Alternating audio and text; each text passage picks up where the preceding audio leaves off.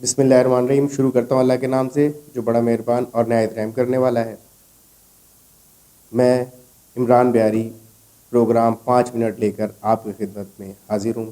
آج جس موضوع پر بات کرنا چاہ رہا ہوں میں، اور انتہائی دکھی دل کے ساتھ جو ہے وہ میں آپ کے سامنے کچھ گزارشات رکھوں گا. پاکستان وجود میں آیا 1947 میں. اس وقت بھی لاکھوں لوگوں نے اپنی جان کی قربانیاں دیں اور پاکستان کے لیے ہجرت کیا اور پاکستان آ گئے. اسی طرح ان میں صوبہ بہار انڈیا سے ہجرت کرنے والے، مائیگریشن کرنے والے بہاری شامل تھے جو بنگلہ دیش میں آ کر بس گئے. اس کے بعد 1971 میں ایک اور المیہ ہوتا ہے اور ہمارا ایک حصہ مشرقی پاکستان ہم سے جدا ہو جاتا ہے جو اب موجودہ بنگلہ دیش ہے. وہاں پر جو بہاری موجود تھے ان کی بس ایک سوچ تھی کہ پاکستان ایک رہے، اور انہوں نے اس کے لیے قربانی دی، اس کے لیے جد و جہد کی. لیکن جب 1971 میں بنگلہ دیش بن گیا تو ان بہاریوں کو جو پاکستان کے حق میں تھے، پاکستان زندہ باد کا نعرہ لگاتے تھے، اور آج بھی وہ جہاں کیمپوں میں موجود ہیں وہاں پاکستان کا جھنڈا لگا کر پاکستان زندہ باد کا ہی نعرہ لگاتے ہیں، وہاں پر موجود ہیں. لیکن جب بنگلہ دیش وجود میں آ گیا، وہاں سے ہمارے کافی سارے لوگ، انہوں نے لازمی بات ہے پاکستان آنا تھا کیونکہ ان کا دیش، ان کی مٹی وہ پاکستان ہے، تو وہ پاکستان آ گئے اور یہاں پر آ کر بس گئے.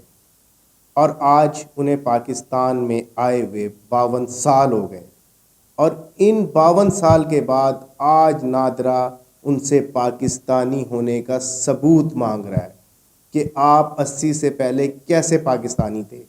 اب جب ہمارے لوگ جنہوں نے یہاں پہ نوکریاں کر لیں، 40 سال مختلف محکموں کو دے دیے اور کاروبار کر لیا، زمین جائیداد بنا لی، تو آج جب وہ شناختی کارڈ بنانے جاتے ہیں تو انہیں کہا جاتا ہے کہ جی آپ 80 سے پہلے کا ثبوت لے کر آئیں، تب ہم آپ کو پاکستانی تسلیم کریں گے، تب ہم آپ کو شناختی کارڈ جاری کریں گے. تو یہ کیا ہے؟ وہ لوگ جنہوں نے پاکستان کے لیے 2 دفعہ قربانی دی، کیا ان کے ساتھ یہ زیادتی کرنا اچھا ہے؟ حالانکہ جسٹس اطہر من اللہ صاحب کی ان کا ایک فیصلہ موجود ہے جس میں انہوں نے کہا کہ جو پاکستان میں پیدا ہو گیا وہ پاکستانی ہے. جب ان کے شناختی کارڈ بن گئے، یہاں پہ جاب کر لی، یہاں پہ انہوں نے کاروبار کر لیا، زمین لے لی، جائیداد لے لی، تو وہ کیسے پاکستانی نہیں ہیں؟ تو میں اپنے محترم وزیر داخلہ رانا ثناء اللہ صاحب، وزیر مملکت عبد الرحمن کانجو صاحب، ان سے گزارش کرتا ہوں کہ اس کو پر دیکھیں، غور کریں.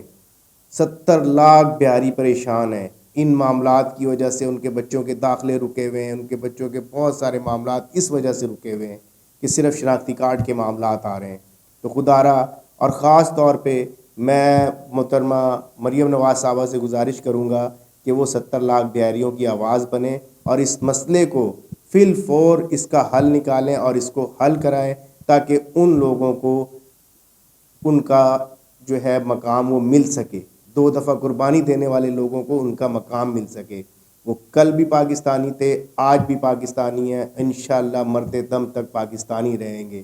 اس زمین کے لیے پہلے بھی 2 قربانیاں دی ہیں، انشاءاللہ یہ زمین ہمارے سے پھر قربانی مانگے گی، ہم دیں گے، کیونکہ یہی ہماری زمین ہے، ہم یہیں دفن ہونا پسند کریں گے. پاکستان ہمارے لیے کل بھی اہم تھا، پہلے نمبر پہ تھا، آج بھی پہلے نمبر پہ ہے. انشاءاللہ ہم پاکستان زندہ باد کا نعرہ لگاتے ہوئے جان دے دیں گے، لیکن اس پاکستان سے اپنی وفائیں ہم ختم نہیں کریں گے.